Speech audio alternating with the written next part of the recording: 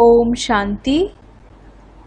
29 मई 2020 की बाप दादा की साकार मुरली के सार में बाबा ने कहा, मीठे बच्चे, तुम्हें नशा रहना चाहिए कि जिस शिव की सभी पूजा करते हैं वह अभी हमारा बाप बना है, हम उनके सम्मुख बैठे हैं।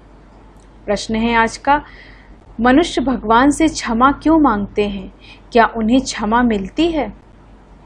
उत्तर में, मनुष्य समझते हैं हमने जो पाप कर्म किए हैं उसकी सजा भगवान धर्मराज से दिलाएंगे, इसलिए क्षमा मांगते हैं। लेकिन उन्हें अपने कर्मों की सजा कर्म भोग के रूप में ही भोगनी पड़ती है। भगवान उन्हें कोई दवाई नहीं देता। गर्भ जेल में भी सजाएं भोगनी हैं।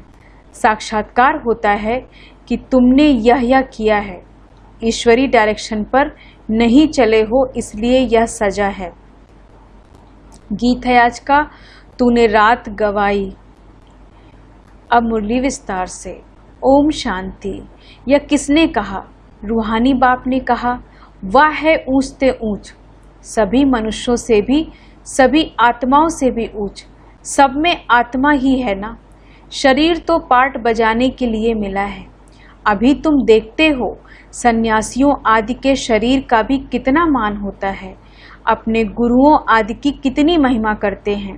यह बेहद का बाप तो गुप्त है। तुम बच्चे समझते हो शिव बाबा ऊंचते ऊंच है, उनसे ऊंच कोई है नहीं। धर्मराज भी उनके साथ है, क्योंकि भक्ति मार्ग में क्षमा मांगते हैं। हे भगवान, क्षमा करना। अब भगवान क्या करेंगे? यहाँ गवर्नमेंट तो जेल में डालेगी, वह धर्मराज गर्भ जेल में दंड देते हैं। भोगना भी भोगनी पड़ती है, जिसको कर्म भोग कहा जाता है। अभी तुम जानते हो कर्म भोग कौन भोगते हैं, क्या होता है। कहते हैं, हे प्रभु क्षमा करो, दुख हरो, सुख दो। अब भगवान कोई दवाई करते हैं क्या? वह तो कुछ कर न सके, तब भगवान को क्यों कहते हैं? क्योंकि भगवान के साथ फिर धर्मराज भी है। बुरा काम करने से जरूर भोगना पड़ता है। गर्भ जेल में सजा भी मिलती है। साक्षात्कार सब होते हैं, बिगैर साक्षात्कार सजा नहीं मिलती। गर्भ जेल में तो कोई दवाई आदि नहीं है, वहाँ सजा भोगनी पड़ती है।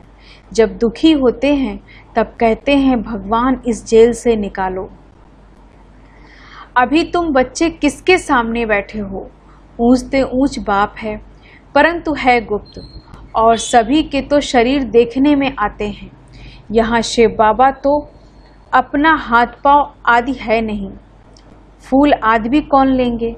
इनके हाथ से ही लेना होगा अगर चाहें तो, परंतु कोई तो भी लेते नहीं। जैसे वह शंकराचार्य कहते हैं, हमको कोई छुए नहीं, तो बाप कहते हैं, हम पतितों का कुछ भी कैसे लेंगे, हमको फूल आदि की दरकार नहीं। भक्ति मार्ग में सोमनाथ आदि के मंदिर बनते हैं, फूल चढ़ाते हैं, परंतु मुझे तो शरीर है नहीं, आत्मा को कोई छुएगा कैसे? कहते हैं, हम पतितों से फूल कैसे लेवें, कोई हाथ भी नहीं लगा सकते, पतितों को छूने भी न दें। आज बाबा कहते, कल फिर जाकर नरकवासी बनते हैं, ऐसे को तो देखे भी नहीं। बाप कहते हैं, मैं तो ऊंचते ऊंच हूँ। इन सब सन्यासियों आदि का भी ड्रामा अनुसार उद्धार करना है। मुझे कोई जानता ही नहीं। शिव की पूजा करते हैं, परंतु उनको जानते थोड़े ही हैं कि यह गीता का भगवान है और यहाँ आकर ज्ञान देते हैं। गीता में कृष्ण का नाम डाल दिया है, कृष्ण ने ज्ञान दिया, बाकी शिव क्या करते होंगे? तो मनुष्य समझते हैं वह आते ही नहीं। अरे पतित पावन कृष्ण को थोड़े ही कहेंगे, पतित पावन तो मुझे कहते हैं ना। तुम्हारे में भी कोई थोड़े हैं जो इतना रिगार्ड रख सकते हैं। रहते कितना साधारण है, समझाते भी हैं। मैं इन साधुओं आदि सबका बाप हूँ। जो भी शंकराचार्य आदि हैं, इन सबकी आत्माओं का मैं बाप हूँ। शरीरों के बाप जो हैं वह तो हैं ही, मैं भी सभी आत्माओं का बाप। मेरी सब पूजा करते हैं, अभी वह यहाँ सम्मुख बैठे हैं, परंतु सभी समझते थोड़े ही हैं कि हम किसके सामने बैठे हैं। आत्माएं जन्म जन्मांतर से देह अभिमान पर हिरी हुई हैं, इसलिए बाप को याद नहीं कर सकते। देह को ही देखते हैं। देही अभिमानी हो तो उस बाप को याद करें और बाप की श्रीमत पर चलें।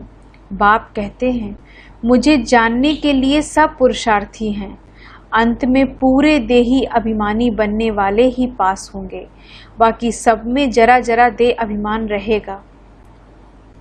बाप तो है गुप्त, उनको कुछ भी दे नहीं सकते। बच्चियां शिव के मंदिर में भी जाकर समझा सकती हैं। कुमारियों ने भी शिव बाबा का परिचय दिया है, तो कुमार कुमारियां दोनों जरूर। कुमारों ने भी परिचय दिया होगा।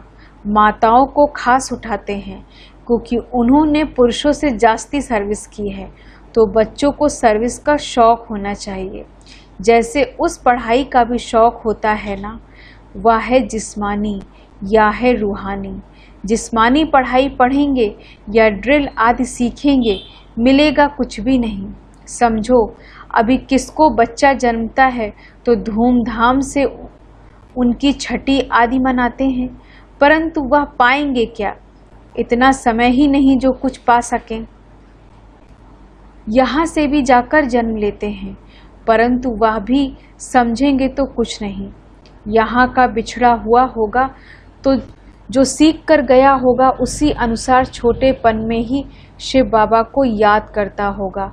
या तो मंत्र है ना, छोटे बच्चों को सिखलाएंगे, वह बिंदु आदि तो कुछ समझेगा नहीं, सिर्फ शिव बाबा कहते रहेंगे। शिव बाबा को याद करो तो स्वर्ग का वर्षा पाएंगे। ऐसे उनको समझाएंगे, वह भी स्वर्ग में आ जाएंगे, परंतु ऊंच पद नहीं पा सकते। ऐसे कुछ बच्चे आते हैं, शिव बाबा कहते रहते हैं, फिर अंतमति सो गति हो जाती है या राजधानी स्थापन हो रही है। अब मनुष्य शिव की पूजा करते हैं, परंतु जानते थोड़े ही हैं। जैसे छोटा बच्चा शिव शिव कहते हैं, समझते नहीं। यहाँ भी पूजा करते हैं, परंतु पहचान कुछ भी है नहीं, तो उनको बतलाना चाहिए, तुम उनकी पूजा करते हो, वही ज्ञान का सागर गीता का भगवान है। वह हमको पढ़ा रहे हैं। इस दुनिया में और कोई मनुष्य नहीं जो कह सके कि शिव बाबा हमको राजयोग पढ़ा रहे हैं। या सिर्फ तुम जानते हो, सो भी भूल जाते हो। भगवान वाच, मैं तुमको राजयोग सिखाता हूँ। किसने कहा? भगवान वाच, काम महाशत्रु है, इस पर जीत पहनो। पुरानी दुनिया का सन्यास करो, तुम हठ योगी हद के सन्यासी हो। वह है शंकराचार्य या है शिवाचार्य, वह हमको सिखलाते हैं। कृष्ण आचार्य नहीं कह सकते, वह तो छोटा बच्चा है। सतयुग में ज्ञान की दरकार नहीं रहती। जहाँ जहाँ शिव के मंदिर हैं, वहाँ तुम बच्चे बहुत अच्छी सेवा कर सकते हो। शिव के मंदिरों में जाओ। माताओं को जाना अच्छा है, कन्याएं जाएं तो उससे अच्छा है। अभी तो हमको बाबा ने राज्य भाग लेना है। बाप हमको पढ़ाते हैं, फिर हम महाराजा महारानी बनेंगे। ऊंच से ऊंच बाप ही है, ऐसी शिक्षा कोई मनुष्य दे न सके। या है ही कलयुग। सतयुग में था इनका राज, या राजा रानी कैसे बने? किसने राजयोग सिखलाया? जो सतयुग के मालिक बने, जिसकी तुम पूजा करते हो, वह हमको पढ़ाकर सतयुग का मालिक बनाते हैं। ब्रह्मा द्वारा स्थापना, विष्णु द्वारा पालना। पतित प्रवृत्ति मार्ग वाले ही पावन प्रवृत्ति मार्ग में जाते हैं। कहते भी हैं, बाबा हम पतितों को पावन बनाओ, पावन बनाकर या देवता बनाओ। वह है प्रवृत्ति मार्ग। निवृत्ति मार्ग वालों को का गुरु बनना ही नहीं है। जो पवित्र बनते हैं उनके गुरु बन सकते हैं। ऐसे बहुत कंपेनियन भी होते हैं। विकार के लिए शादी नहीं करते हैं, तो तुम बच्चे ऐसी ऐसी सर्विस कर सकते हो। अंदर में शौक होना चाहिए। हम बाबा के सपूत बच्चे बन क्यों न जाकर सर्विस करेंगे। पुरानी दुनिया का विनाश सामने खड़ा है। अब शिव बाबा कहते हैं कृष्ण तो हो न सके, वह तो एक ही बार सतयुग में होगा। दूसरे जन्म में वही फीचर्स, वही नाम थोड़े ही होगा। 84 जन्म में 84 फीचर्स। कृष्ण यह ज्ञान किसको सिखला न सके, वह कृष्ण कैसे यहाँ आएंगे। अभी तुम इन बातों को समझते हो। आधा कल्प अच्छे जन्म होते हैं, फिर रावण राज शुरू होता है। मनुष्य हूबहू जैसे जानवर मिसल बन जाते हैं, एक दो में लड़ते झगड़ते रहते हैं। तो रावण का जन्म हुआ ना, बाकी 84 लाख जन्म तो है नहीं। इतनी वैरायटी है, जन्म थोड़े ही इतने लेते हैं।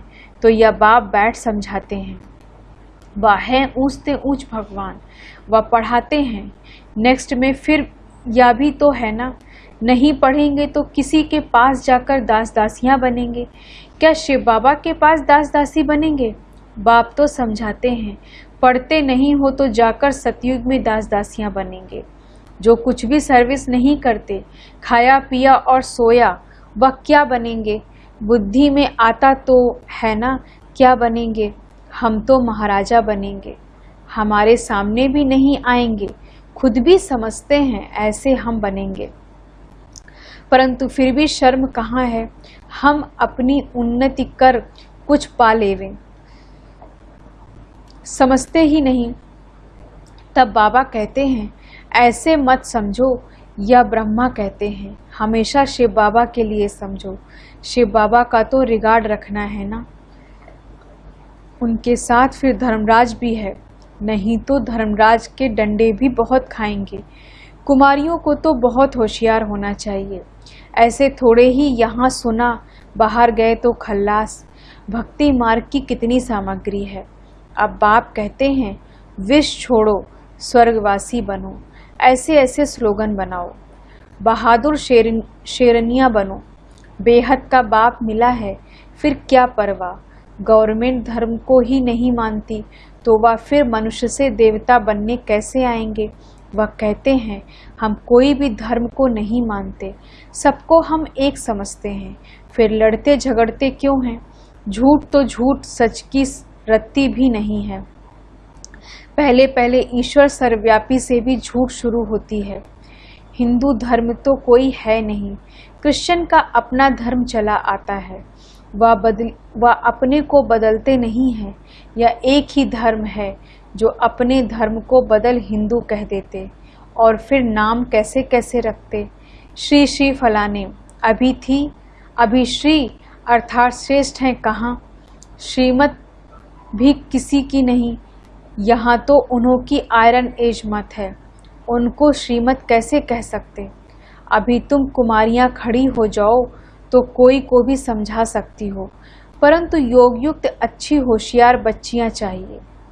अच्छा, मीठे मीठे सिकी लदे बच्चों प्रति माता पिता बाप दादा का याद प्यार और गुड मॉर्निंग। रूहानी बाप की रूहानी बच्चों को नमस्ते। हम रूहानी बच्चों की रूहानी बाप दादा को गुड मॉर्निंग, नमस्ते नमस्ते नमस्ते। धारणा के लिए मुख्य सार। पहली पॉइंट, अपनी उन्नति करने के लिए बाप की सर्विस में तत्पर रहना है। सिर्फ खाना पीना सोना या पद गवाना है। बाप का और पढ़ाई का रिगार्ड रखना है। देही अभिमानी बनने का पूरा पुरुषार्थ करना है। बाप की शिक्षाओं को धारण कर सपूत बच्चा बनना है। वरदान है आज का, स्वयं को विश्व सेवा प्रति अर्पित कर माया को दासी बनाने वाले सहज संपन्न भव। स्वयं को विश्व सेवा प्रति अर्पित कर माया को दासी बनाने वाले सहज संपन्न भव। अब अपना समय, सर्व प्राप्तियां, ज्ञान गुण और शक्तियां विश्व की सेवा अर्थ समर्पित करो। जो संकल्प उठता है चेक करो कि विश्व सेवा प्रति है। ऐसे सेवा प्रति अर्पण होने से स्वयं सहज संपन्न हो जाएंगे। सेवा की लगन में छोटे बड़े पेपर्स या परीक्षाएं स्वतः समर्पण हो जाएंगी। फिर माया से घबराएंगे नहीं, सदा विजयी बनने की खुशी में नाचते रहेंगे। माया को अपनी दासी अनुभव करेंगे। स्वयं सेवा में सरेंडर होंगे तो माया स्वतः सरेंडर हो जाएगी।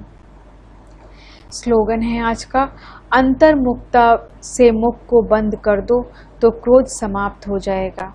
अंतर्मुखता से मुख को बंद कर दो तो क्रोध समाप्त हो जाएगा। ओम शांति।